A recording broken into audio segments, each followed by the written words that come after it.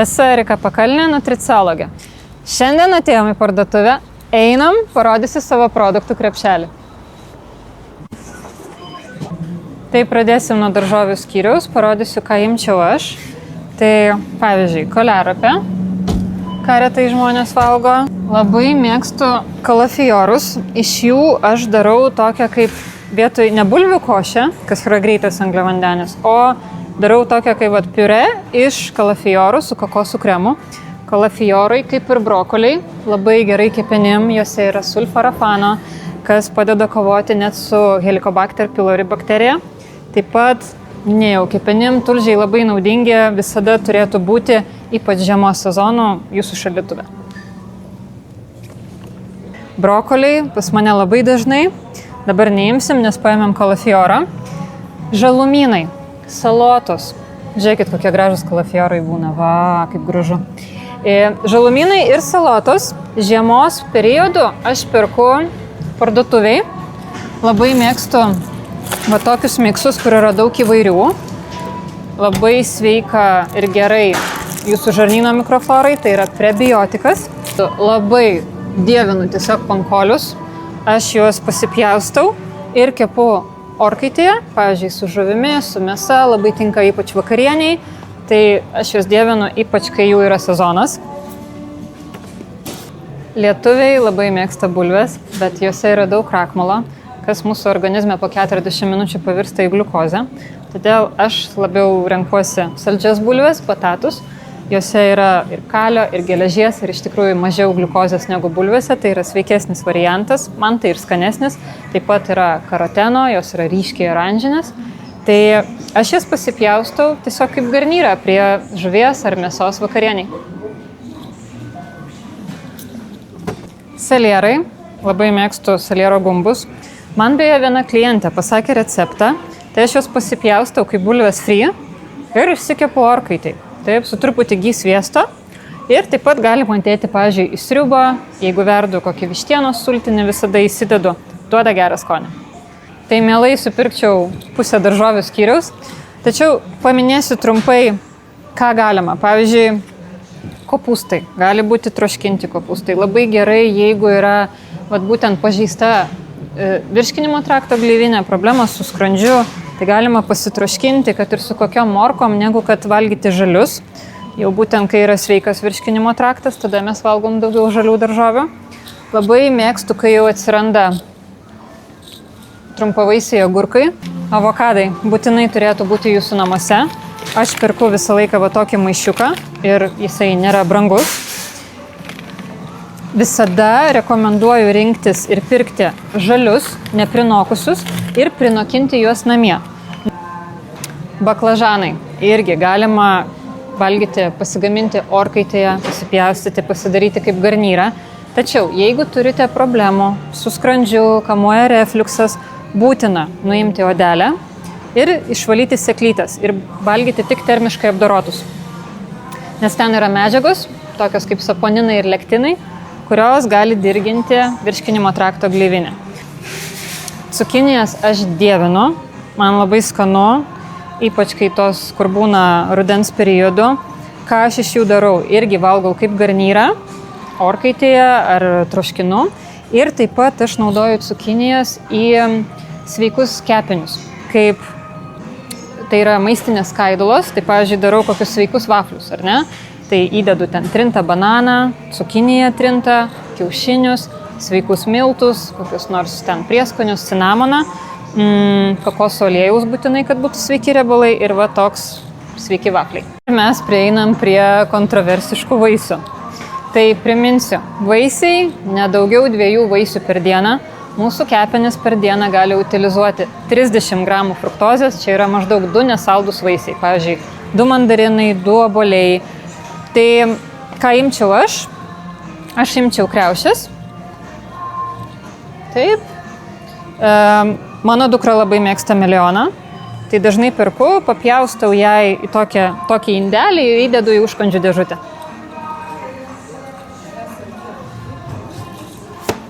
Jau braškių sezonas artėja.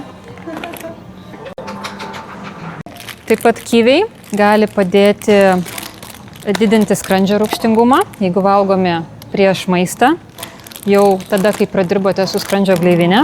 Taip pat juose daug vitamino C, jie nėra labai saldus, geras pasirinkimas. Mes šeimoje labai mėgstam va šitos ryžių makaronus, tai pavyzdžiui, aš darau vištienos sultinį, irgi įdedu ten salierų, morkų ir tada išverdu šitos makaronus ir toks būna labai geras sultinys, įdedu kokių raugintų kopūstų arba taip mes valgom. Galima kiaušinį pasipjaustyti, įdėti ir bus pilnavertiška lėkštė. Apie kokosų kremus tikrai irgi naudoju, tik visą laiką pasižiūriu, kokia yra sudėtis. Tai geriau rinktis, kad būtų bent 80% kokoso ir vanduo, jokių daugiau kitų ingredientų. Prieskoniai. Mano top prieskoniai būtų ciberžolė. Įvairias žoleles mėgstu bazilikus, mėgstu juoduosius pipirus, rozmarinus. Labai atsargiai su visokiais prieskonių mišiniais, nes tam, pavyzdžiui, dažnai būna ir kokio maltodekstrino, kas nėra mums gerai. Geriausia rinktis nemiksuotus prieskonius, kad būtų vien tik, pavyzdžiui, ciberžolė, pipirai, bazilikai ir galima susimaišyti, patiems pasidaryti, pavyzdžiui, rūkyta paprika plus ciberžolė ir pipiras plus druska. Miltai. Ar gali būti miltai sveiki? Tikrai taip. Ką aš valgau? Labai mėgstu avinžirnių miltus. Nereikia vien iš jų gaminti. Galima tiesiog, pavyzdžiui, darote blynus, įsidedat vieną šaukštą. Tai papildysit tą tešlą baltymais, kokosų, taip pat sveiki riebalai, migdolų. Aš perku, kai būna akcijos. Tikrai būna dažnai, tai galima įsigyti ir pigiau.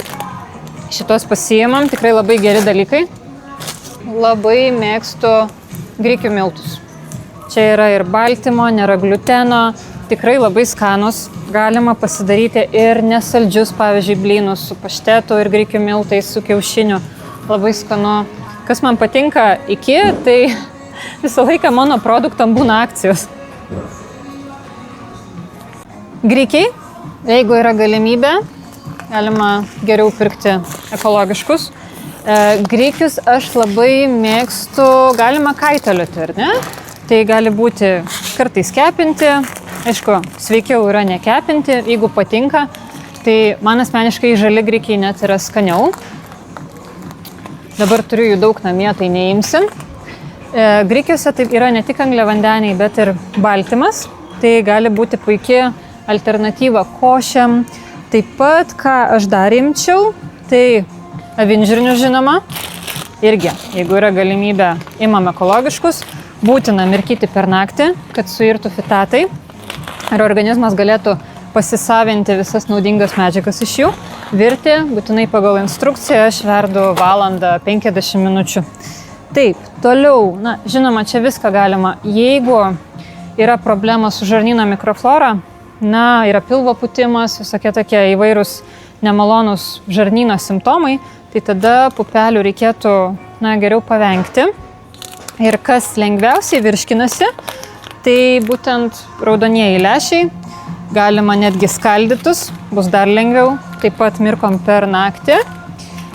Lęšiai gali būti įvairių spalvų, galite kaitalioti, nebūtina kiekvieną dieną tą patį. Ir ką aš labai mėgstu, tai lukštenti kanapių baltymai, lukštentos kanapių sėklos labai gerai kelia baltymą. Būtina, ypač tiem, kas propaguoja augalinę mitybą. Ką aš dar labai mėgstu, tai bolivinė balanda, kaip ir grikiai, gali būti puikus garnyro pasirinkimas, ypač jeigu daug sportuojate. Taip, tada reikėtų angliavandenių daugiau. Pavyzdžiui, jeigu mažai sportuojat, tai užtenka vakarieniai, pavyzdžiui, mėsa, žuvis ir kokios nors krakmolingos daržovės. Jeigu to sporto yra daugiau, tai jau galima derinti, pavyzdžiui, mėsa, ten kartais žuvis, arba žuvis pakaitomis, ar ne, ir tada troškintos daržovės ir kokios nors sveikos kruopos. Bolivinė balanda balta, kuo tamsesnė, to yra naudingesnė, ar ne? Tai irgi čia yra pasirinkimas, jinai būna raudona ir būna juoda, va čia yra miksas, visko. Aš asmeniškai labiausiai mėgstu baltą, man jinai yra skaniausia, aš ją valgau su kokiu nors arba kokosų aliejum, arba su lydytu sviestu. Ir su druska galima, pavyzdžiui, naudoti truputėlį kokosų kremo įdėti. Man taip labai skanu, bet būtent čia, kai sako, kad oi, sveika mityba neįvairi, neįdomi. Va, kiek įvairių produktų. Taigi galima kaitalioti. Kartais balta, kartais raudona, kartais juoda. Lęšiai gali būti raudoni, gali būti žali, dar būna juodų. Na, pasirinkimo tikrai yra labai labai daug. Ryžiai. Tai greitas angliavandenis. Tai jeigu valgome, tai tik atvėsintus, nes tada tai bus maistas gerai žarnyno mikroflorai. Jeigu norite šiltų, tai reikėtų rinktis raudonuosius ryžius arba laukinius.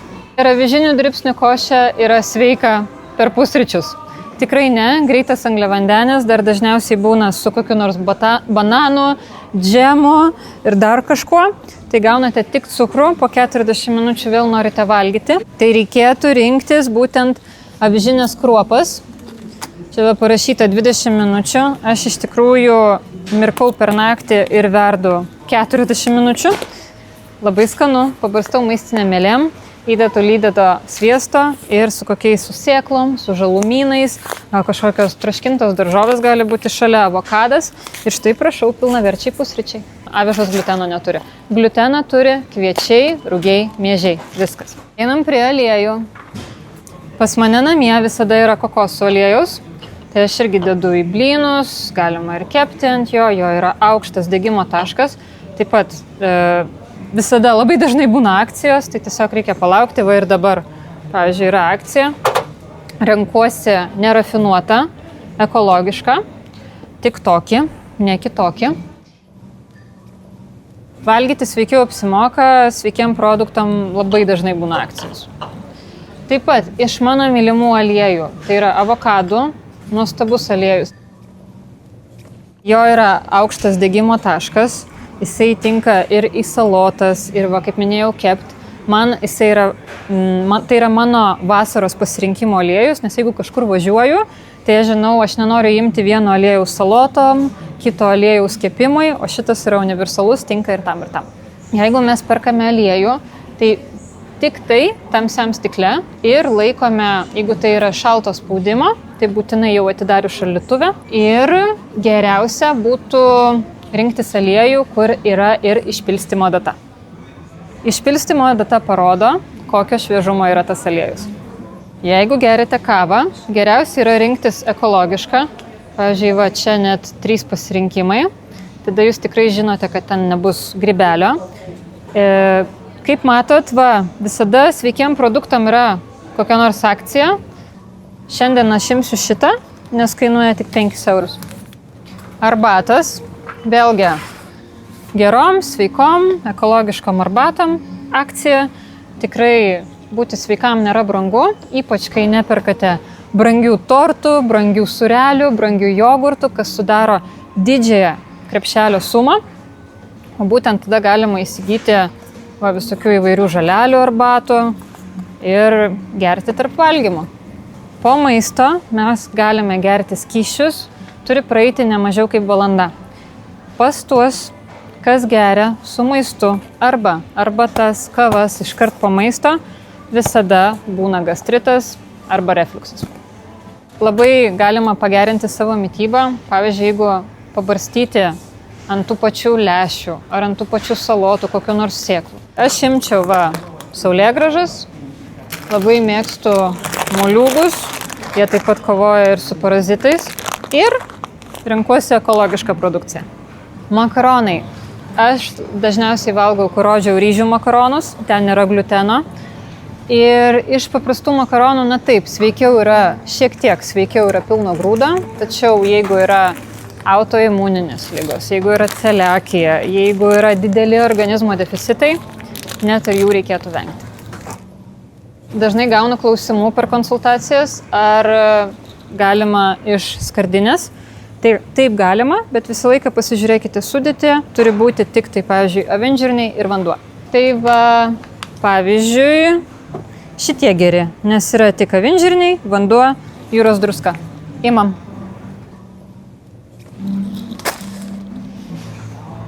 Mėsą aš dažniausiai perku sveriamą, yra pigiau Ir visą laiką žiūriu, kad būtų užrašas užauginta be antibiotikų. Taip pat bent 2-3 kartus per savaitę reikėtų valgyti žuvį, riebią žuvį ir jūros gėrybės.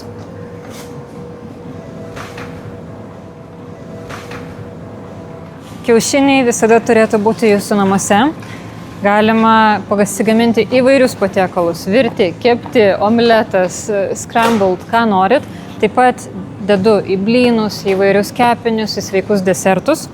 Bet aš asmeniškai kiaušinius perku turguje dėl to, kad tenai yra daugiau omega-3, o šituose daugiau omega-6. Tačiau jeigu yra šalta, jeigu neturite laiko, taip, perkam parduotuviai, tik ne pačius pigiausius. Pieno produktai, visiems įdomiausia tema, visa kita nesvarbu, svarbiausiagi pienas.